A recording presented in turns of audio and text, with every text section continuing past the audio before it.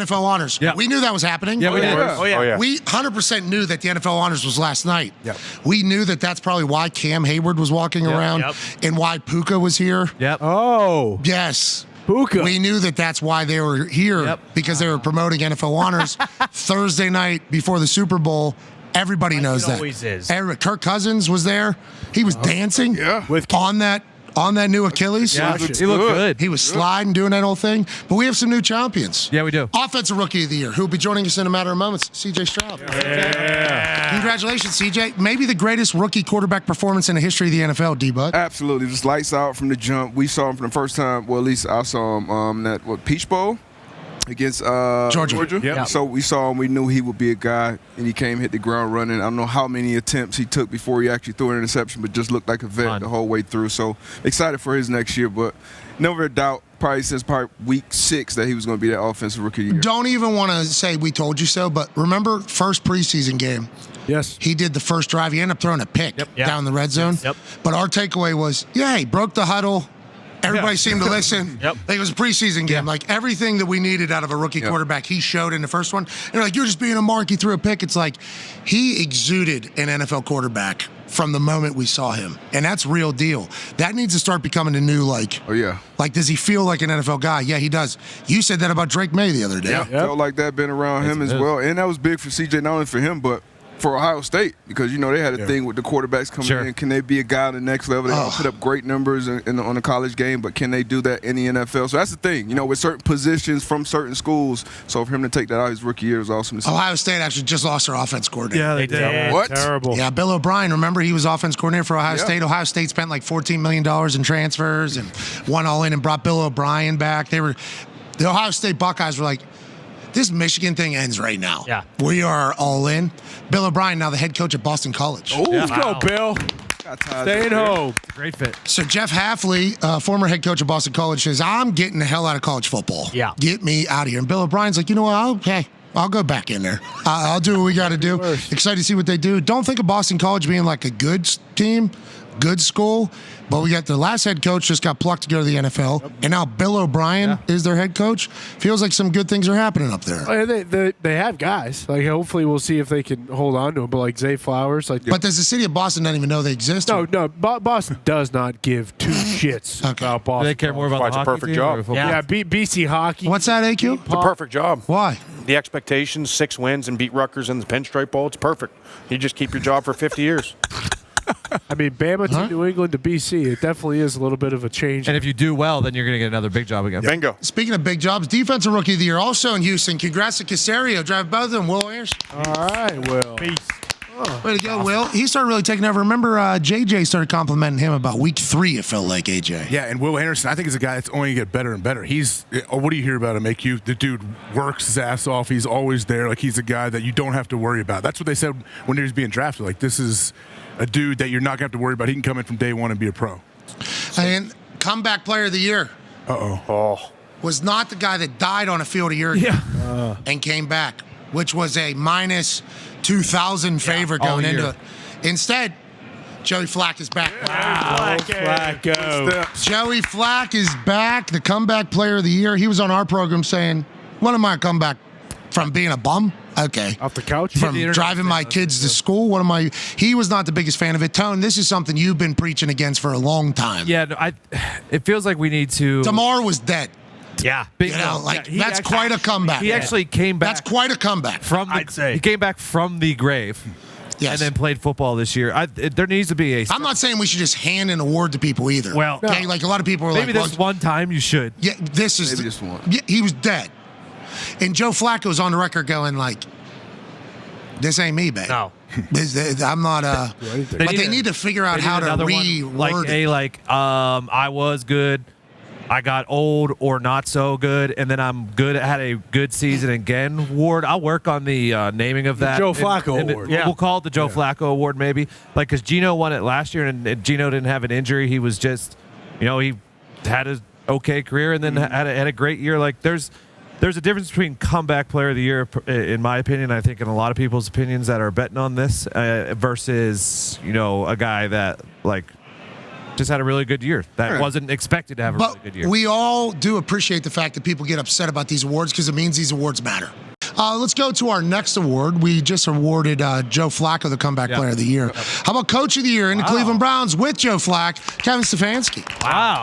Hey, Q, I know that you were a big fan of all of these winners. What were your thoughts on Kevin Stefanski, the year that he had with 4 different quarterbacks still making the playoffs? Yeah, Kevin did a great job. Well, the NFL, I think, missed on almost every award, but this one. What? Which ones? I mean, how does the MCDC not get this award?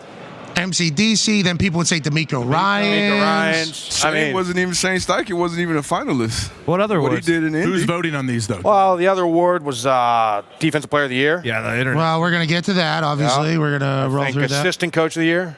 Schwartz. I mean, Mike McDonald was pretty good. All right. What do you think about the head coach of the year? Stefanski. MCDC. I think he's good. I think there was better. 4 quarterbacks at Q.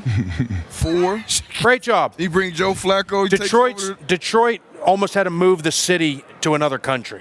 But going in Detroit. Detroit.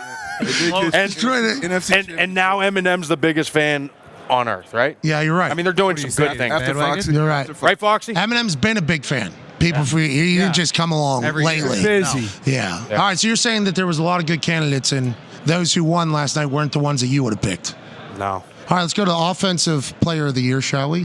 Offensive Player of the Year, congratulations to Christian McCaffrey. Good one. You didn't like this one. That's a good one. You said every award. That's a good one. Okay, so the Offensive Player of the Year has become the player that could win MVP, but the MVP is a quarterback award because we're paying the quarterback $60 to $70 million a year, so they are going to be our MVPs as well whenever we're talking about the league as a whole. Christian McCaffrey, game record as soon as he got to the San Francisco 49ers, Ty. Yeah, absolutely. I mean, they were very good without him, and then, his first game, he ran for a touchdown, he caught a touchdown pass, and he threw a touchdown, and he basically hasn't stopped since then. I mean, it feels like every single week, like, McCaffrey's good for at least 150 to 200 yards and a couple touchdowns. He's amazing. All those weapons on that team, all anybody says is you got to stop 23.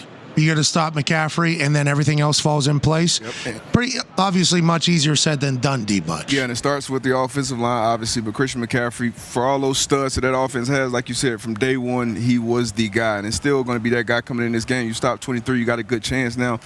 I think it was a good choice that he won that award. I think Tyreek Hill was probably the only other person in that conversation. Slowed down a little bit towards the end of the year, but if he would have got 2,000 yards at a receiver, it would have definitely been a toss-up. But Christian McCaffrey definitely should have won that. Niners are in a Super Bowl. Yep. That helps. Yeah, it does. That absolutely helps this entire thing.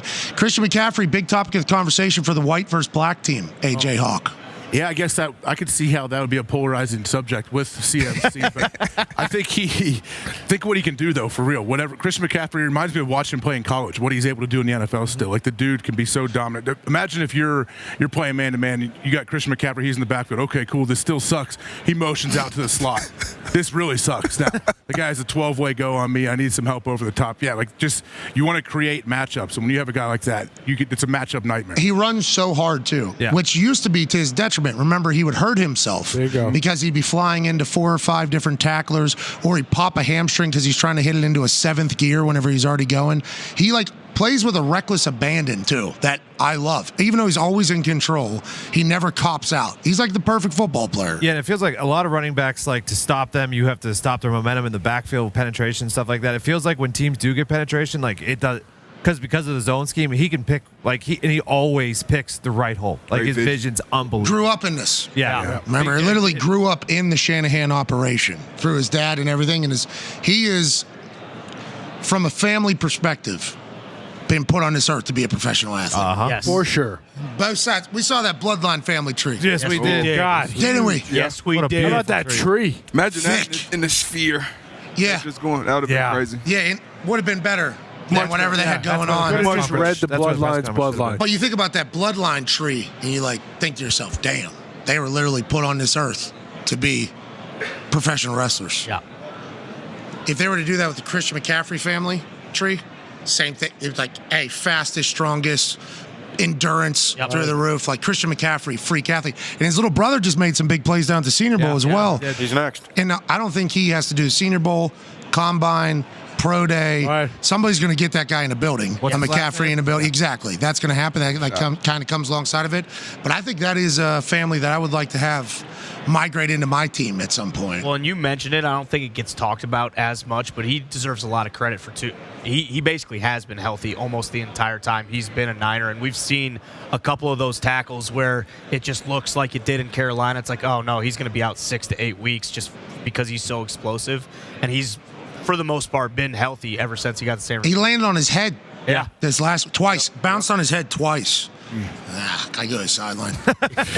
I need to, my hole. Defensive player of the year. This one, Yeah. highly debated. Big time. But we'll say, absolute monster. Yeah, he is a Myles Garrett. Oh, I watched the Myles Garrett show in real life at Lucas Oil Stadium, the Loud House. He took over the game. He didn't only take over the game, he took over the entire stadium. The Myles Garrett chants that were raining down on him, he literally had the place in the palm of his hands. What a showman, what a game, what a year for Myles Garrett. But there's a lot of other people, AJ, that, JJ Watt's brother, TJ, actually didn't even go to the award show. Ooh, Said, I'm not going. They've done co-defensive player, co-players of the year, haven't they? I hope they never do that again. I don't think they should, but I wanted to ask AQ for real. Like a guy, Myles Garrett, TJ Watt, as an O lineman, what do you have to, like, legit, the game plan is them, right? Yeah, absolutely. I mean, they're game wreckers. And listen, like when you look at both them on film, they're both game wreckers. They're both incredible. It's just this has to come down to stats, right? Like this is Stats TJ has, doesn't he? That's my point, right? That's why I think you got to lean that way. But when you watch Myles Garrett on film, he's unblockable when he wants to be. He's literally unblockable. You could send left tackle, chip, plus slide the guard there, and he beats all three and gets a sack. So is the defensive player of the year now just like pass rushers? yeah, just sacks. Essentially. It's almost like the quarterback. Is the MVP? Yeah. You're the best pass rusher on one of the best defenses. Because what? Bland broke a record this year. Right. You got Bland. one vote? But Aaron, right? Aaron never leads the lead in sacks. He just has 15 sacks as D tackle, which is super important. The voting was Miles, TJ, Micah, Max, and then I think maybe Bland Wayne got one vote, potentially. I think it said. So it was all edge rushers. This is potentially a thing that's going to have to become like best pass rusher of the year versus defensive player of the year. Now, so if they change those names, though, everybody's going to be pissed about it being gimmicky. Sure. You know, that'll become like a full thing. Because if they do best pass rusher instead of defensive player of the year, then people are going to be like, oh, this is bullshit. We're just making up awards. If we do the whole got their groove back award, seemingly, is what you're saying. I like that. It's like they're going to be like, this is a gimmick award. You know, they're kind of damned if they do. NBA did it. They made a few different awards. Magic Johnson, Larry Bird, with some other guys. Change the designs. It used to be safety. You're right? telling Roger Goodell the NBA did it, and that'll... I guess, yeah. Yeah, because Roger Goodell, remember, he went in on Christmas Day and said, this is ours now. My day. Well, yeah, Troy and Ed. Like a Troy and Ed won a bunch. It was, I mean, there was a ring of safeties James there for Baird, a while. There was Ray Lewis. But that's modern NFL, though. Like, It's MVP used to not just Bijan be won quarterback anything? every single Right. time. Oh, Bijan, I think just walked by. Hey, we would give you the ball more. Oh, Trying to tell him. Let's go to the MVP of the NFL season for the second time. Ladies and gentlemen, congratulations to Lamar Jackson. Lamar. Everybody kind of thought this was the case, obviously going into the evening, but also like for the second half of the year, it felt like it was going to become Lamar Jackson's MVP to lose. His stats were nowhere near what they were the first time he won the MVP, but that team was so dominant and he was the clear leader of the squad, which is why everybody assumed he was going to be the winner. Yeah, he was one vote away from unanimous. 49 first place votes, one second place vote. Wow. The other one was for Josh Allen, I believe. I don't know who voted or whatever. Sal. I saw a picture of Sal Kabach.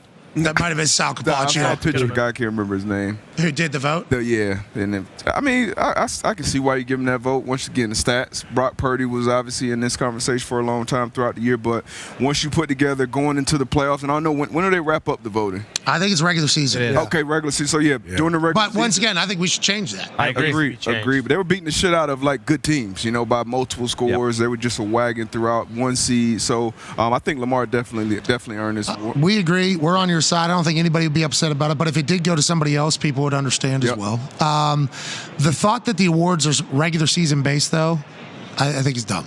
We got 49 million people watching these games. Yeah. You don't think these games matter? Games. Yeah, these games should matter for the people that are doing the awards. Then you get caught up in this person's caught on a bad team. Well, it's like, that's, hey, Part of it. sorry about it. That does suck in this entire thing. Think you need to change up a couple of the awards.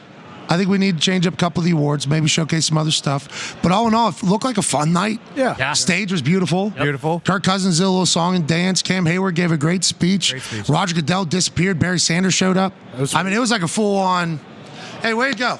They did it. Good job. Looked like a good show. They did it. Dave Canales was pissed about the opening monologue from Keegan Michael Key. Is that who? Not happy. What happened? He said the only thing farther away from the Super Bowl right now than Taylor Swift, because she's in Tokyo, is the Carolina Panthers. Oh, okay. Not a bad Good joke. Not his That's a ass. good joke. That's a good joke. Gotcha. We respect. We've seen some other people try to host some award shows in the past, and jokes not good. Yeah. That was a good joke. I mean, if I believe that was a page out of the Joe Coy book. To your point, I do believe he got that one. Hey, Joe Coy is a phenomenal comedian, is what I've been told. I love him. Yeah. All the jokes that I laughed at, he wrote. It's gonna be okay. Those writers, They screwed him. worth a damn. Thank you. He only had 10 When days. you guys He only had laughing, 3 guess weeks to whose write those brain jokes. that was coming from? Who's? Joe Coy's. All right. Don't ever forget it. Amen. That was wild to watch. That was. Because of the writers. It made me more intrigued about Joe Coy. Yeah. As it was happening, I'm like, this guy's got a lot of moxie. This guy's got a lot of moxie.